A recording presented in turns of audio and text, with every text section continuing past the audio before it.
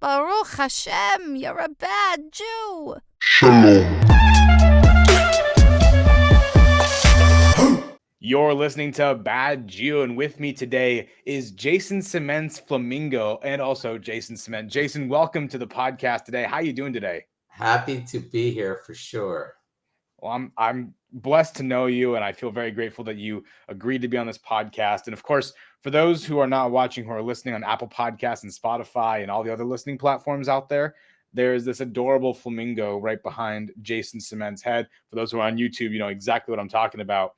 But Jason, you know, outside of your eclectic taste in art, we're also going to be talking about why the Shema matters. We know it's this integral part of Judaism, but why? And before we get to that, Jason, we're going to give you the Bad Jew Challenge. The Bad Jew Challenge is tell your life story in 4 minutes. Are you ready? I am ready. All right. Echad, shtayim, shalosh.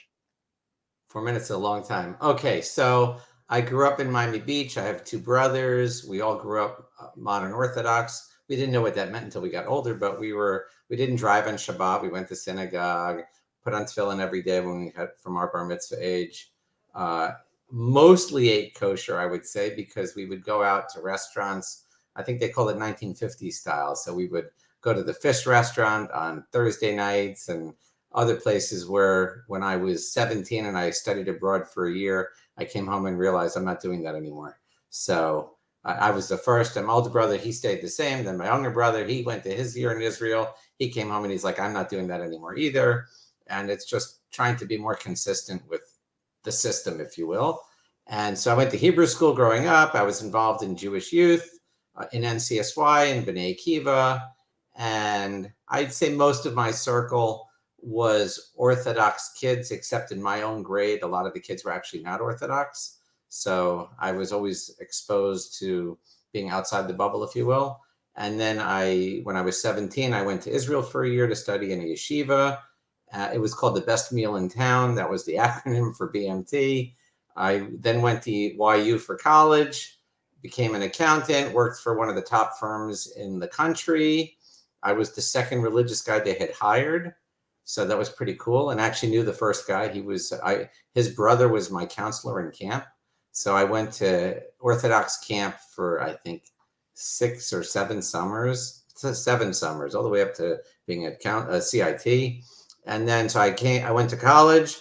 Did the CPA thing, quit that after getting my CPA. Then I went to Fordham Law School, worked got past the bar, walked into court and said, I'm not going to do this right now.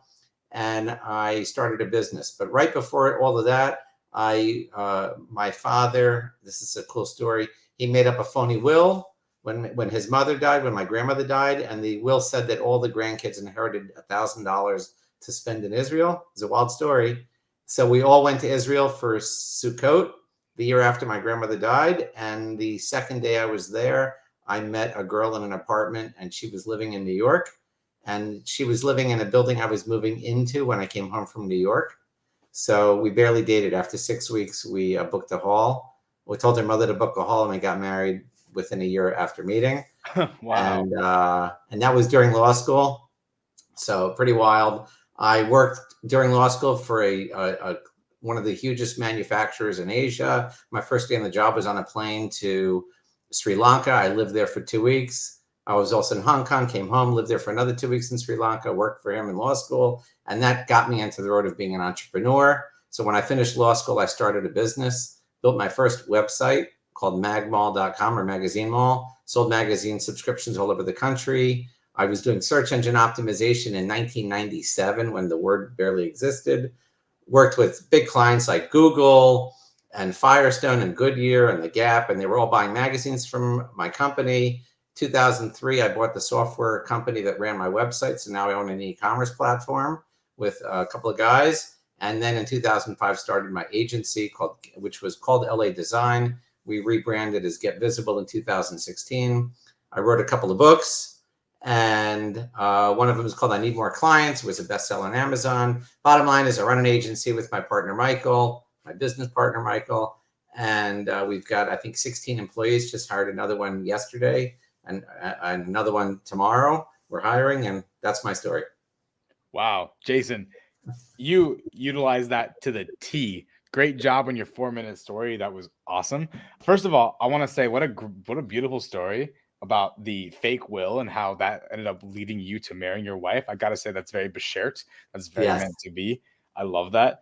And then the next thing as well, I'm actually really curious about this.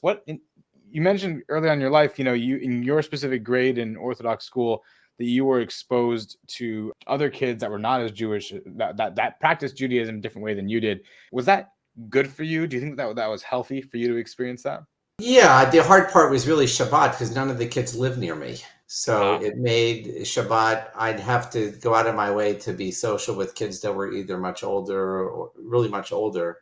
And so that made it a little peculiar, but I'm not a judgmental type of guy in that sense. So I think it was good to be exposed to all walks of life. It's just the school that I went to was known for taking in kids that were not homogenous, let's say.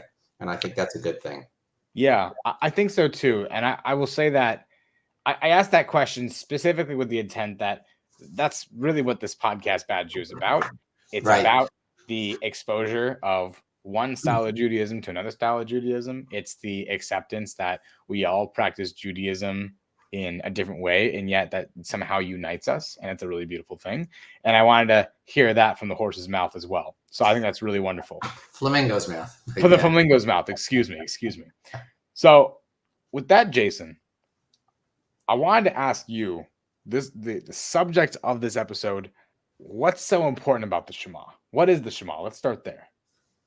So first of all, it's in the Torah. So that's the first thing. It's in the Bible. The paragraphs are there. That funny enough that the 3 paragraphs of the Shema and the beginning part are not in the same places in the Torah.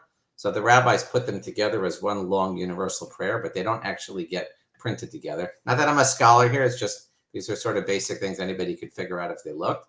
And my earliest memory of Shema is I think a lot of kids and adults, if they think about their childhood, is you go to sleep at night and your parents will say Shema with you. It's like the first prayer that you seem to learn, at least in my world. It's the first prayer that I remember. And I have this vivid memory of the story of Samson and Delilah from the Bible. He's the guy who grows his hair long, and they try to figure out he's all powerful because he doesn't cut his hair because he's foretold from before birth he's going to be a Nazir.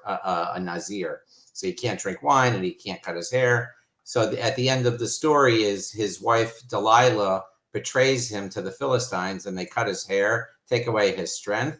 And my father would come in on Shabbat and he would tell us scary stories. That was one of them. It's a very scary story because Samson was, he was like the modern day the Hulk or type of guy, and he did a lot of killing and of the bad people, let's say, in the Bible. And so at the end of the story, he's, I think, tied into a Philistine temple, the way the story was told, and he's holding on to the pillars. And the way my dad would tell the story is at the end of his life, they're going to kill him. He says the Shema, and then he brings the whole Philistine temple down and kills everybody, including himself. I don't remember if that was the case, but I remember that the Shema was, and in the Talmud they talk about that I think it's in the Talmud that it's sort of the last thing you want to say before you die. Because what is the Shema? The Shema is the declaration that God is one. God is the God of the Jewish people. He's our God. And it takes away from the idea of a pantheism where there's multiple gods. It's like the ultimate declaration of your fealty to God as creator in the beginning of time, who's here today. So it means a lot of things, but it's in a very short little sentence. Yeah. And it's first of all, so it's fascinating that, first of all, the Shema is actually in different paragraphs in different parts of the Torah, but rabbis put it together. So the Shema, for clarity's sake, is actually a man-made product of Judaism. Is that correct? Well, it's not man-made, meaning the prayer system is something that we put together. So some of the prayers are man-made, if you will, like Ashrei, not Ashrei, but some of the prayers are just, they don't come from the Bible. They don't come from the Psalms or Tehillim. They were actually just written. Like the Friday night davening, some of like the Chododi, which is a big singing song, that was written. But the Shema is not, we didn't create it. It was there. We just put it together and said, these pieces fit together. This becomes the declaration. Right. No, but I meant more, I guess more accurately, man curated, right? It's all in the Torah. Yeah, But we curated put is it, a good word. Good we word. put it together, and we're able to create a prayer off of that. I think divinely inspired. So I wouldn't say we just did it. I think Okay. the idea would be that when Moses gets the Torah at Sinai and he's up there for 40 days and he's learning everything, what's written in the Torah is only a part of the conversation. There's things that were transmitted orally that came. I mean, that's the tradition because there's too many things that are written in the Torah. We don't know what that means. Like we would put on tefillin or we use a kosher knife. We don't know what those laws are. They're not written, but there's conversations that happened. It's called the oral tradition that happens outside of the written stuff. Right. And that seems like it's man-made. It might be divinely inspired, right? But that's man-made, is it not? I think man-made is a tough thing. So man-made to me sounds like we created it on our own. The fact is that there's a tradition that passed from Moses, which includes teaching us prayer, part of it. I don't know how much of the prayer goes back to the revelation at Sinai part, but the idea of wearing tefillin is not something that we created. That's a tradition that was passed down from the original creation. It's just the notes are in the Torah. Like you should put on this thing called tefillin, totafot. But totafot, that's the right word. But the point is that we don't exactly know what it means, but somebody had to know. They didn't just create it. See Right. what I'm saying? Okay. Okay. So you're saying that maybe that is a marker for what is man-made versus made by God, right? If you're able to track something all the way back to the Torah and it's not actually fully described in the Torah what that thing is, but you know that it exists because of oral tradition, that Right. is how you can tell something is God made, if you will. Right. That's God actually transmitted. I think that's the better word. fascinating. Okay, so God transmitted.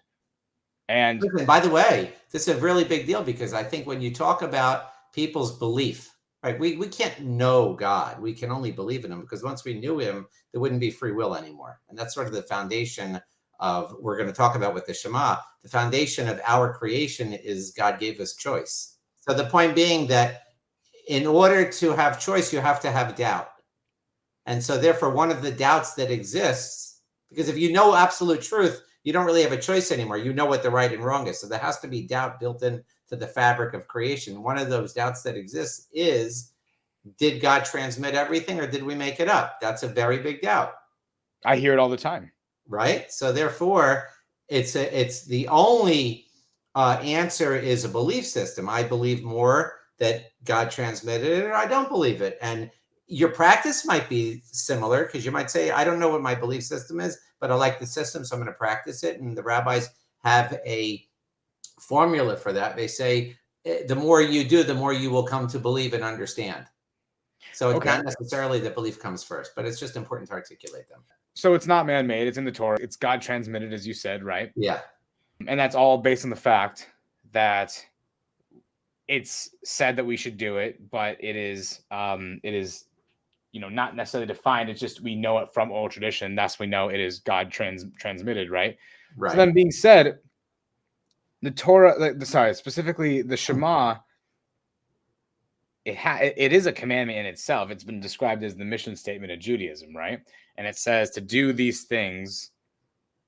That is what this is how you'll be able to acquire, good deeds in life and mitzvot. And you'll also be, specifically, it talks about receiving rain and also having water for your crops and oil, and things like that. So these are, really important, essential, gifts that we would receive. I imagine as time has gone on that these literal gifts are also kind of metaphors for much bigger things. We're not only going to eat bread in life, we're also going to enjoy other kinds of food as well. Correct. And wine and oil aren't the only ways to consume other products. So it's very symbolic. But what about that? How does that translate to free will? It doesn't really feel like free will if I'm dangling a carrot above someone, incentivizing them to say, "Hey, listen, if you believe in me, I'll give you these things." All right, let's step back. It's a good question. Let's step back. That was the question I was trying to ask, and I couldn't. Free will is a big deal, but I'm gonna let's blow up the internet. I'm gonna give you I'm gonna give you something, which is why we even wanted to have this conversation. Yeah. If you look at the first paragraph of the Shema, where it says "V'ahavta," you should love God, Hashem Elokecha, right, and you should love Him with your heart. with your soul, with your stuff. I mean, those are the traditional, or your might. Those are the traditional explanations. And we might have different explanations for that, but there are different ways to love God. We can agree on that. And it says you should teach your children all these commandments that I've given you. In the first paragraph, it says, they teach them when you get up in the morning, teach them when they go to sleep at night, which is why we say Shema with our kids at night when they're growing up, to learn that that's the last thing you should do before you go to sleep.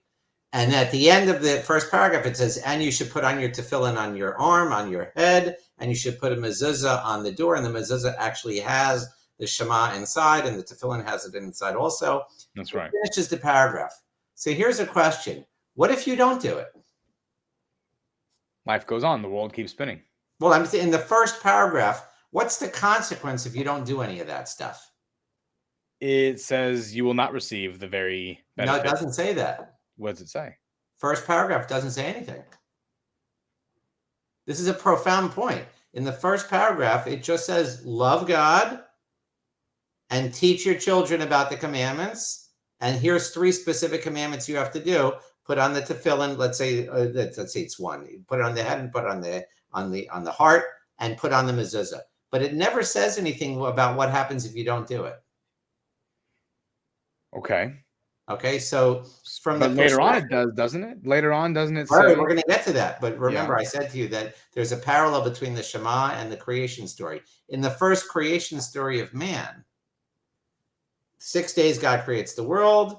He tells man only 2 things in that creation story.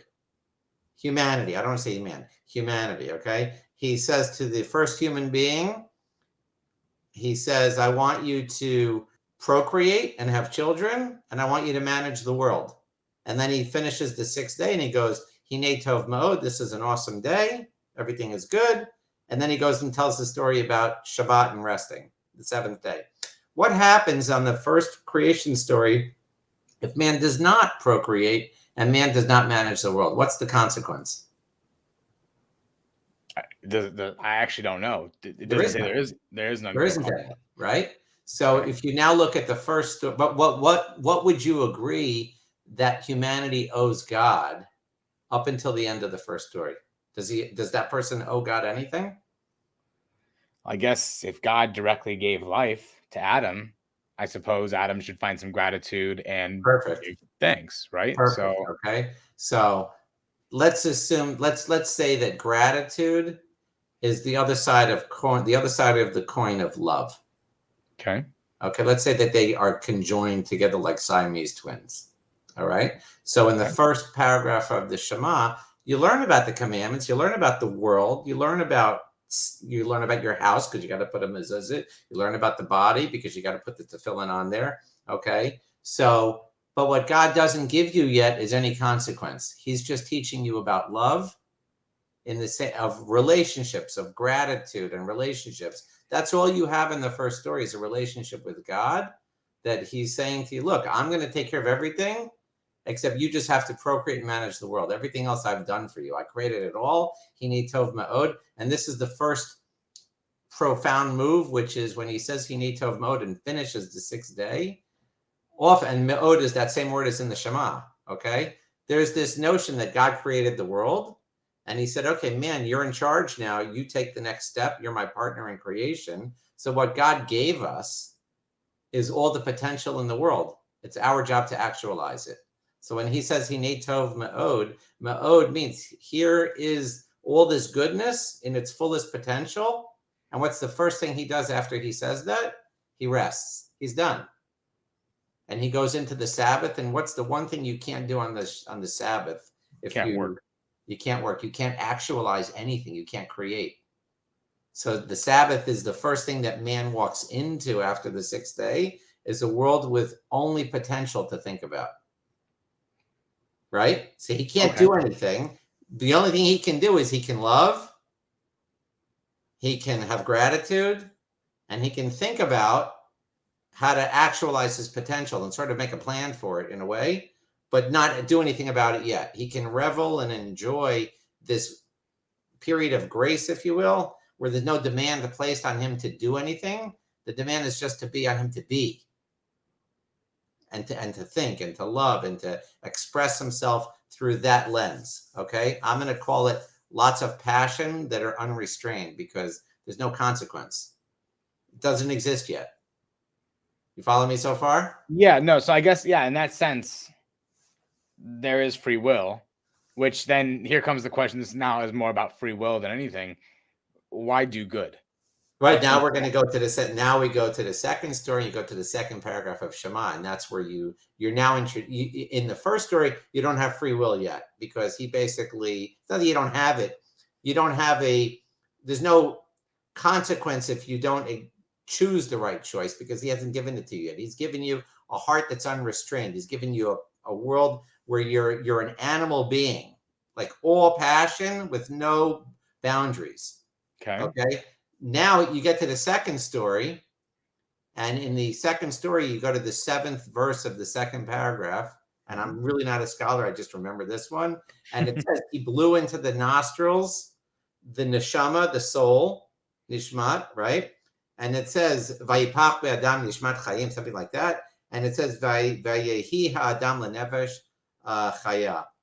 So it says that all of a sudden now man gets this thing called nefesh chaya, and there's a great translator named Onkelos, and he defines the word as memamala. I think that's the word, which means man got the power of speech. And speech comes with intellect. They're sort of interchangeable. So what was the second creation of man?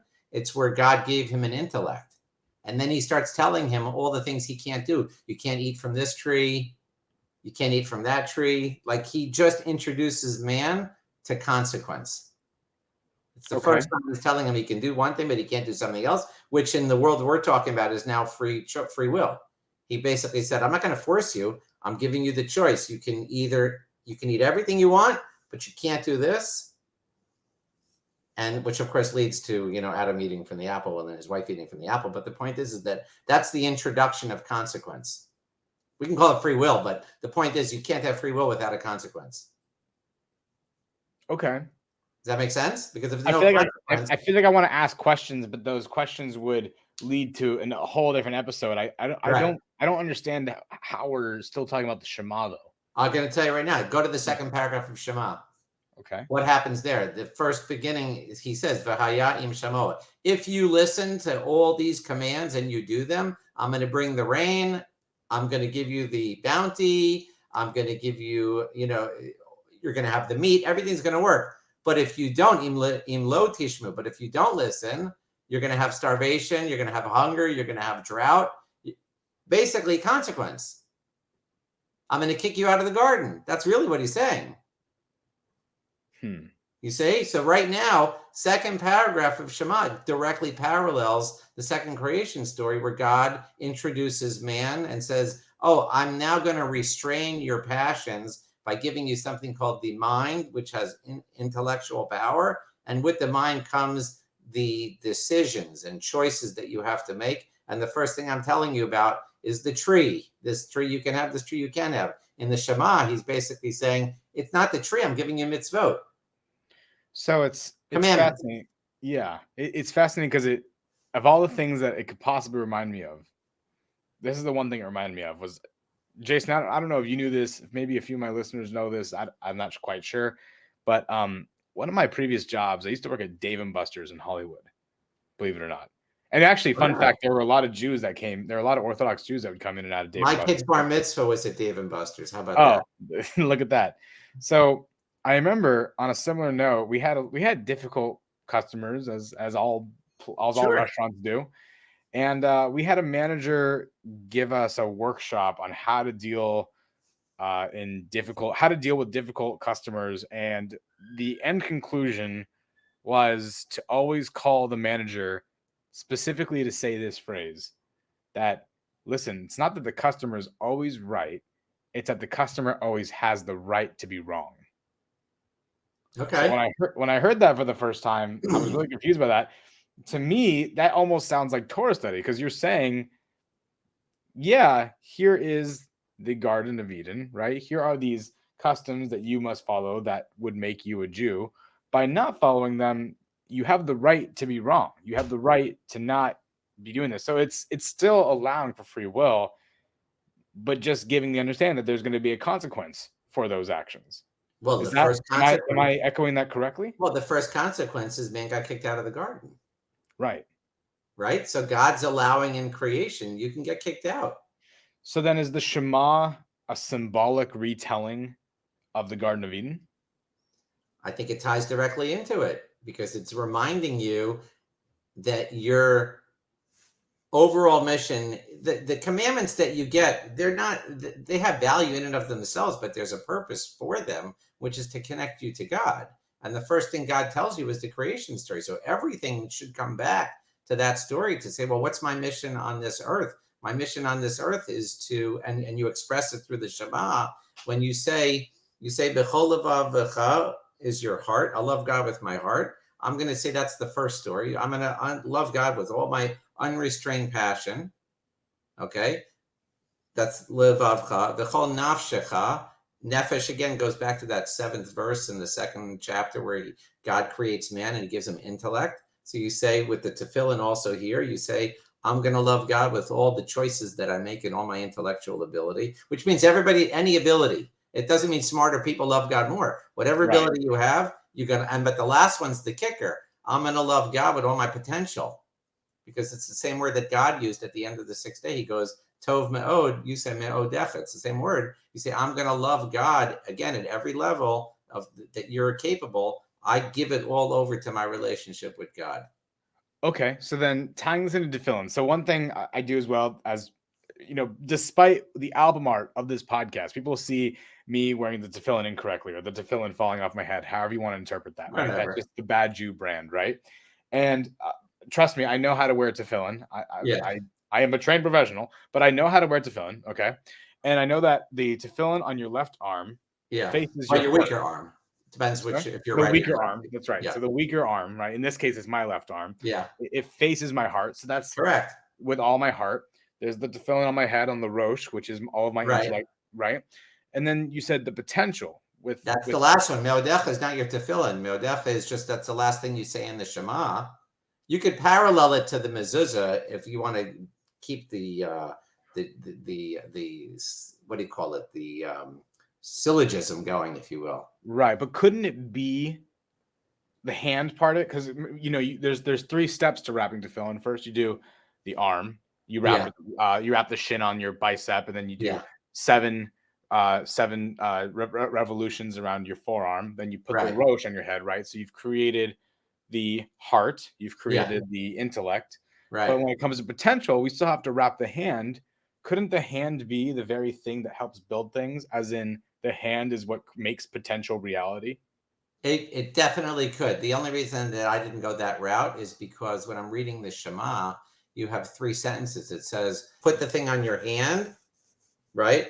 You have al yadecha on your arm. Then it says beinenecha on your eyes. And then it says write a mezuzah to put on your doorposts. So meaning there's 3 verses in Shema. I had to connect the 3rd thing of the mezuzah. That's the me'odecha. That's your potential. The reason I think that works is because when you think of the 3 forefathers, for example, I'm still working this out. You think about Jacob and Abraham and Isaac. Each one of them represents one of these 3 things too.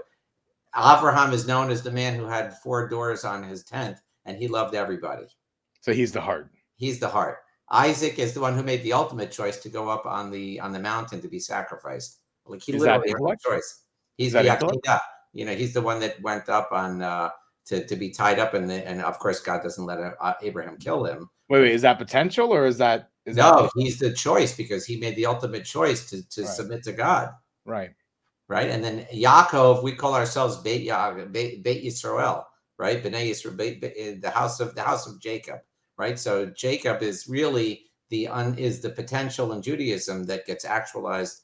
We could go for a long time in it, but just in terms of the parallel, I think the idea of a home is really important because, as a matter of fact, last week in the Torah, we read the verse that says, God just finishes revelation. Moses comes down and he's got his face mask now because he's all filled with radiance. And the first thing he does is he gathers the people and he says, don't light a fire in your home. It's the first thing he says in the parsha. So the question is, why doesn't he say don't light a fire on Shabbat? I mean, Don't light a fire on the Sabbath in your home. Why doesn't it say just don't light a fire? Because the home represents the inner world and the outer world. What you do inside and what you do outside, it's the completion of potential. I mean, you're actualizing everything that God has given you. And the reason he tells you don't do it inside is because even when no one's watching, God's watching.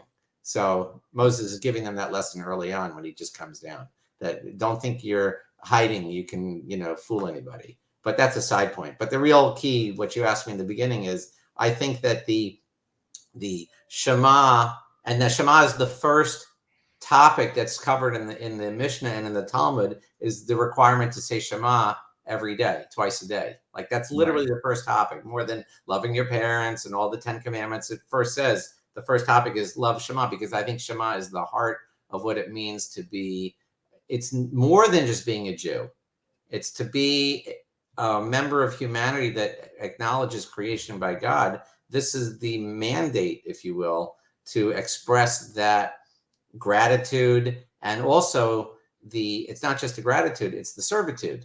I think the Shema and the creation story are layered, and there's hints to this, because I can give you one last thing. If you look at the prayer at night that we pray in the night service, the first paragraph of the night service is all about the constellations in the sky, and it's about light and dark and the divisions between day and night. There's nothing in there about the commandments. It's all about nature, which is the first story of creation.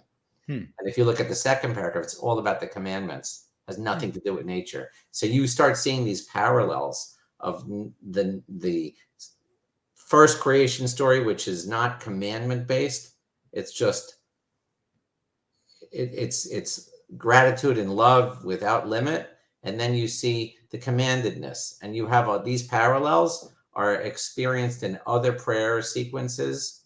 The first two paragraphs of the silent Amidah, it's just reversed. The first paragraph is all about the transmission of the commandments from Abraham to Isaac to Jacob and to your kids and their kids and all of that. The second paragraph is all about the supernatural God with no commandments in there. And you start seeing these patterns over and over, and like, holy, I was about to say a bad word, but you see it and you can't unsee it. That's the thing. I've seen it now and I'm stuck. I can't unsee it anymore. Wow, it's beautiful. Well, Jason, let me ask you this. Let's pretend I'm a YJP, a young Jewish professional who listened to this entire episode and really got inspired by what you had to say in this importance, this connection to the creation story. Right. What's a great way for a YJP like me to embrace the importance of the Shema as a beginner? I think it's so simple, actually. And by the way, Shabbat's really connected, because remember, there's three things here. Right. There's the heart, the mind, and the potential. You have the first story and the second story, and in between is the Shabbat story. Right. And that's your potential there. So you can't do the other two without bringing Sabbath in, because that's literally the first thing that Moses talks about when he comes. Okay, then I'll leave that mistake. Big deal. Okay, go on. Now, the simple answer for the YJP and the person who's questioning, and I'm still questioning plenty of things. I still think I'm a modern day Karaite, so I'm going to go to hell for a different reason. But I think the easiest thing is if you start, I don't say buying it, it's the wrong word. If this speaks to you, that's a better way of putting it. Then it's so simple. You literally twice a day, you wake up in the morning and you commit yourself and you say, it's almost like Stuart Smalley from Saturday Night Live. This is before your time, but he used to have his sayings. He would look into the mirror and he would pump himself up. So it's really saying with intent, and it takes 30 seconds. You say the prayer and you say, you know what? I want to commit myself to giving people love. I want to be a giver. Okay. I want to be a beacon for the giving, because if you give, it comes back. So you get that. I want to be a good maker. I want to make the right choices. Everybody defines right differently, but at least to know that there's some path to find that it doesn't just come from you. It's got to come from somewhere else to understand what right is. You have to have I call them putting people on pedestals. Put people around you, surround yourself with people on pedestals. You start making better choices. So I like that. Okay, that's number two. And number three is understand that everybody has a different potential. Some people are gifted in one thing and other things, and you're going to take that potential and channel it in the right way. And you make that commitment every day, and you're reminding yourself that, and this is the most serious point, is that your potential is God-given. That's the key. It's like when you hear famous people that are famous because they have a skill set, like a LeBron James from basketball, or you hear Elton John.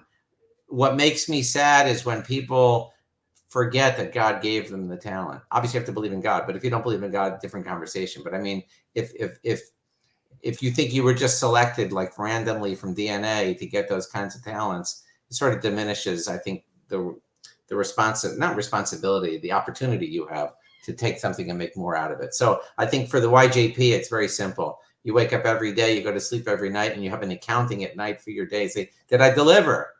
Can I do better tomorrow? I like that. I think anyone can access that. It doesn't matter if you're making $15 an hour or $1,500 an hour. It's your potential that you have to measure for yourself. Does that make sense? I like that a lot. I like that a lot.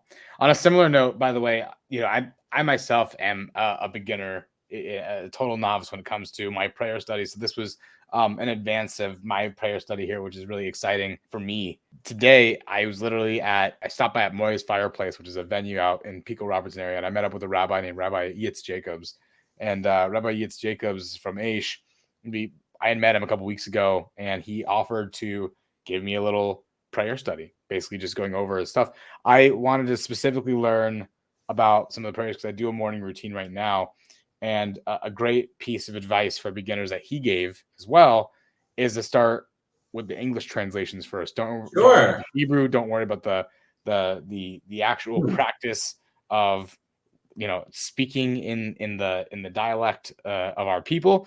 Just for now, focus on building the relationship with that prayer itself. So that way, when you do learn Hebrew, when you are able to incorporate that, you can really build a relationship with it. So for me, I think that makes the most sense. 100%. Jason, should someone want to reach out and get a hold of you, what is the best way to get in touch? They can go to, Get Visible is my company with my partner, so that's easy. And I'm very reachable. You can find me online, especially if you look on Google, you'll see all these videos of me with my tefillin, because I give a Sunday morning 3-minute Devar Torah every week, every Sunday after shul. I have a lot of those out there. You can find me easy. Yeah, wonderful. Jason, thank you again so much for being on the Bad Jew podcast. This really was a fun and enlightening interview for me, and I hope you didn't mind the pushback that I gave you. I had to ask the questions. I had to challenge you, but you handled it with grace. This was a really wonderful interview. Till next time, thanks so much. Awesome.